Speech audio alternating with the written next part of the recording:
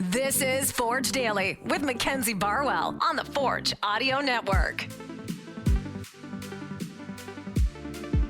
Forge fans, welcome back to another week of Forge Daily. Today is August 21st, 2023. I'm your host, Mackenzie Barwell, here to give you all things Forge FC. Today marks the beginning of week 19 of the CPL, and we have a lot to unpack from this weekend. But first, this morning Forge was back at Tim Hortons Field for training around 9 a.m. And practice kicked off with a little relay race activation, and there were about 4 teams racing. And when I was looking to see what the teams were, I noticed Coach Bobby was competing with the rest of the team as a player. And over the next half hour or so, he continued to play with the team in the small-sided games. And I thought this was really cool to see and worth mentioning because, if you recall, a few weeks ago at the coaches clinic, one of the things that a coach commended Bobby for was how immersed he was into training. So today was one of those days where it was especially clear. Definitely another thing that I'll be noting down to talk about in Behind the Beard this week. Moving on, as usual, to start an episode on this fine Monday morning, we will briefly go over what we saw from Forge's match day on Saturday, as well as some other interesting and notable news around the league over the past 2 days. But first, let's refresh our memory a bit here, starting with some key changes that Forge made. Dom Samuel and Malik Awolabi-Belawu would get the start in the right and left back position.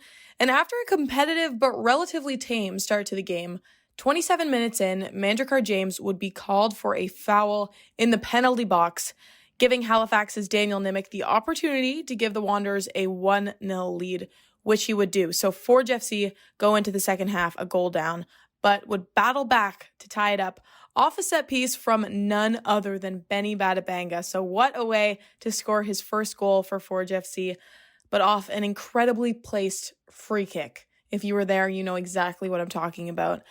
At the press conference, Alex shared his thoughts on playing alongside him, and then Benny also reflected on his goal and how he's been enjoying playing with Forge FC during a post-match interview that he did with the CPL. I think it's good. I think you see it more between him and Becker have really found each other. I think they got a good thing going on the left side, and he's a fantastic player. Like, you can do stuff on the ball that few people in the world can. So it's a pleasure seeing him play. We had to fight for each other, and that's what we did.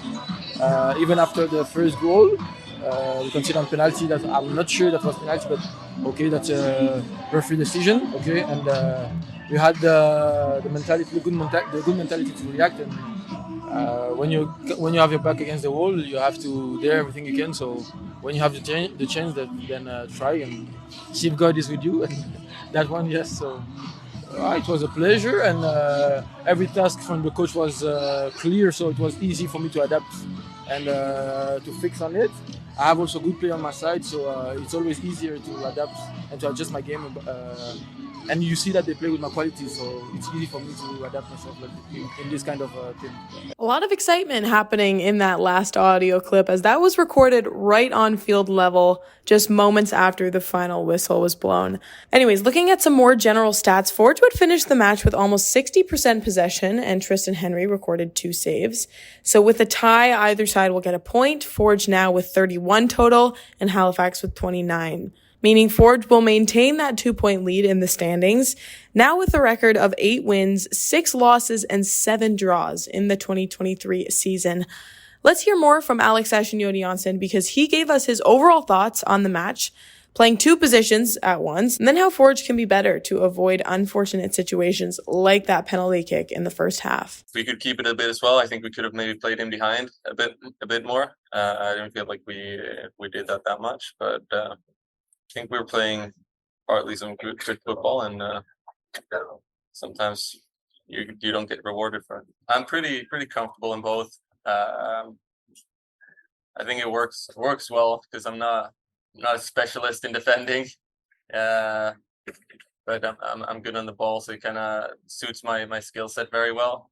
Being able to step in a bit higher on the field and then drop down again when we need to be set. So I think it suits me. What I saw at the time, I didn't think it was a penalty, but like I said, I haven't seen the video footage on it. I think both me and Manny can defend it better. I think both of us are not doing a good job in that situation, and that's a little bit what's been our issue. I think we have play very well for 90-95% of games, and then we have these small moments that change the game entirely. We're used to playing under pressure in this club. We've done it so much with five finals in total we've been, with the CONCACAF experience we have. So I think we know what we've got in our locker room, and we just got to get rid of the stupid mistakes that we sometimes do.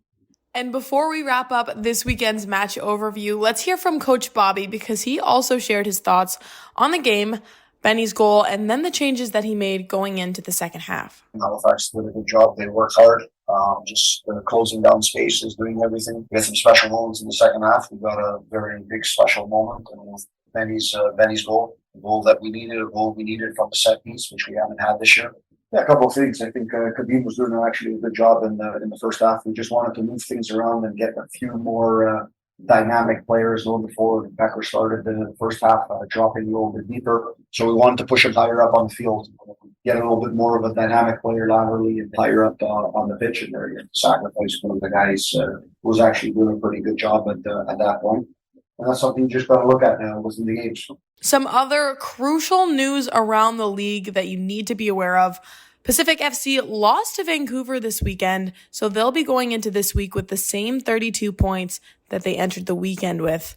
Cavalry, however, would take home another win against York United, bumping them up to the top of the table, just a point above Pacific now with 33 total.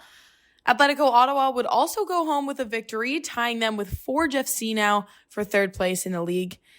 The difference between first and third is just 2 points, which means Halifax are very much still in the race with 29 total. They currently sit in fourth, and in fact, they are actually looking better than most teams right now because the remaining of their regular season games are at home, and they have an outstanding existing home record. So the situation just might be in their favor. It honestly keeps getting more and more exciting, so stay tuned for the remaining episodes of Forge Daily this week. Thank you all so much for listening, and have a fantastic rest of your Monday. I'll be back to check in tomorrow.